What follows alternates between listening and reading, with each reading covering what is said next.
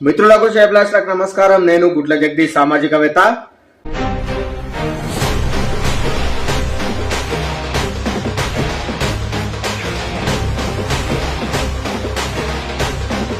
ఒకవేళ మాకు మీలాగా సపోర్ట్ దొరుకుంటే ఒక్క పాస్టర్ కూడా బయటకు వచ్చేవాడు కాదు. ఇవాళ దొంగలందరూ కలిసి ర్యాలీ తీస్తారు, కానీ నిజంగా దళిత హిందువులందరూ ఏకమై బయటకు వస్తే మీరొక్కరు కూడా బయటికి రారు. మేము ఈ రోజు ఇంట్లో కూర్చున్నాం కాబట్టి మీరు బయట ఉన్నారు. మేము బయటకు వస్తే నిజమైన ఎస్సీలం బయటకు వచ్చి మా హక్కుల్ని మీరెట్లా తింటారని ప్రశ్నిస్తే అప్పుడు వస్తారా ఎవరన్నా? దళిత హిందువులందరూ కూడా ఐక్యమత్యంగా ఉండండి. మీ ఎస్సీ రిజర్వేషన్ హక్కులను కాపాడుకుందాం. మనమందరం కలిసి మన ఎస్సీ రిజర్వేషన్ హక్కులను కాపాడుకుందాం. ఈ క్రైస్తవ మత మార్పిడి మాఫియా ఏదైతుందో వీళ్ళు 1950 రాష్ట్రపతి ఉత్తర్వులను రద్దు చేయమంటున్నారు. ఈ దేశంని ముక్కలు చేసి సగభాగం ఏమంటున్నారు వాళ్ళు. అంటే ఎంత ప్రమాద స్థాయిలో మన దేశం ఉందో ఆలోచించి మిత్రులందరూ కూడా ఆలోచించండి.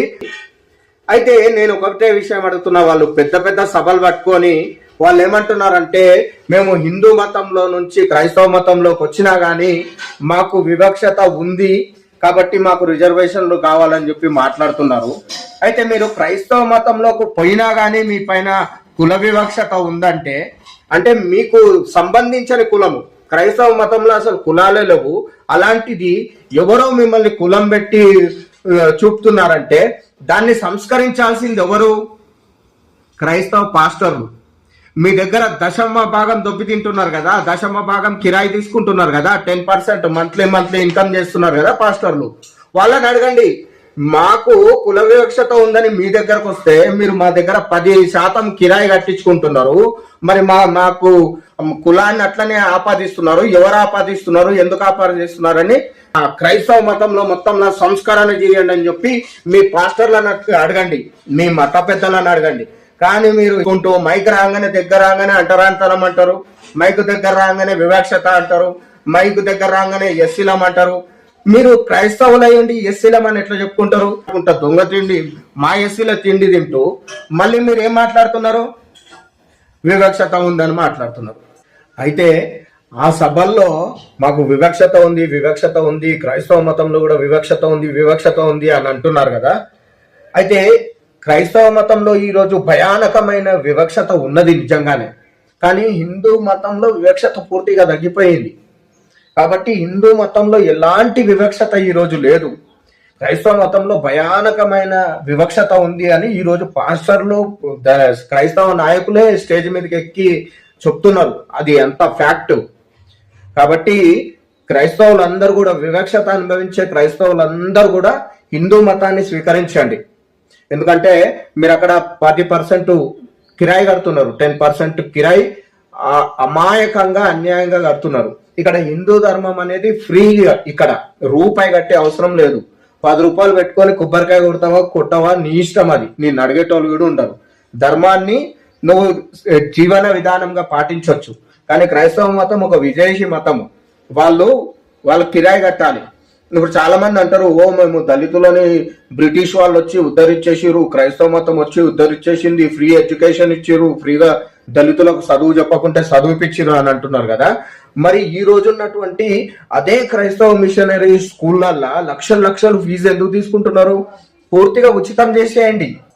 మీరు క్రైస్తవులకు అందరికి చెప్తున్నా, క్రైస్తవ సమాజానికి చెప్తున్నా, మీ వివక్షతని మీరు రూపుమాపుకోండి. ఇప్పటి నుంచి మీరు ఎస్సీలమని చెప్పుకోకండి. అప్పుడు ఎవరికి మీ మీద వివక్షత చూపెడతారు? మీ మీద ఎవరు వివక్షత చూపెట్టుకోరు. మీరే బురద రోసుకొని తిరుగుతున్నారు. కూర తిని బొక్కలు యాలాడ తీసుకొని నేను కూర తిన్నా అని తెలియాలా? కాబట్టి మీరు వివక్షత వద్దనే, మాకు ఈ హిందూ ధర్మంలో వివక్షత ఉందనే వెళ్ళిపోయి వేరే మతాన్ని, విదేశీ మతాన్ని తీసుకున్నారు. ఆ విదేశీ మతంలో కూడా మీకు వివక్షత ఉంటే మళ్ళీ రండి, హిందూ ధర్మంలోకి రండి, ఎస్సీ రిజర్వేషన్లు అనుభవించండి. కానీ మీరు క్రైస్తవులుగా ఉంటూ కేవలం ఎస్సీ రిజర్వేషన్లు అనుభవించడానికే మేము ఎస్సీలం అని చెప్పి మేము రిజర్వేషన్లు, మాకు వివక్షత ఉంది, మాకు కూడా రిజర్వేషన్లు ఇవ్వాలని చెప్తున్నారు. అయితే ఎంతో మంది పెద్ద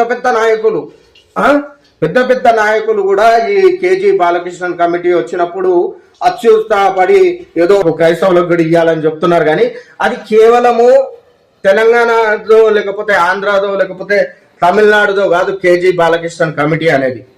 ఇండియా వ్యాప్తంగా కూడా, భారతదేశం వ్యాప్తంగా కూడా వాళ్ళు ప్రతి గ్రామంలో కూడా, ప్రతి రాష్ట్రంలో, ప్రతి జిల్లాల్లో అసలు ఈ ఎస్సీలకు, క్రైస్తవ మతం మారిన ఎస్సీలకు వివక్షత ఉందా, వాళ్ళకి రిజర్వేషన్ ఇవ్వాలా లేదా అని వాళ్ళు ఒక కమిటీ ద్వారా వాళ్ళు తిరుగుతున్నారు. కానీ మీరు ఏదో 2-3 పోయి కమిటీకి ఇచ్చేసి నిజమైన ఎస్సీలకు అన్యాయం చేస్తా అంటే ఆ నిజమైన ఎస్సీలకు అన్యాయం ఎప్పుడు జరగదు, అది కళలో కూడా జరగదు. నిజమైన ఎస్సీలము మేము ఈరోజు కొద్దిగా వెనుకబడి ఉండొచ్చు, సపోర్టు లేకపోవడం వల్ల మేము కొద్దిగా వెనుకున్నాం. కానీ జై భీమ్, జై శ్రీరామ్, జై జాంబవంత, భారత్ మాతా కి జై, జై జగ్జీవన్ రామ్, జై సంత్ రవిదాస్.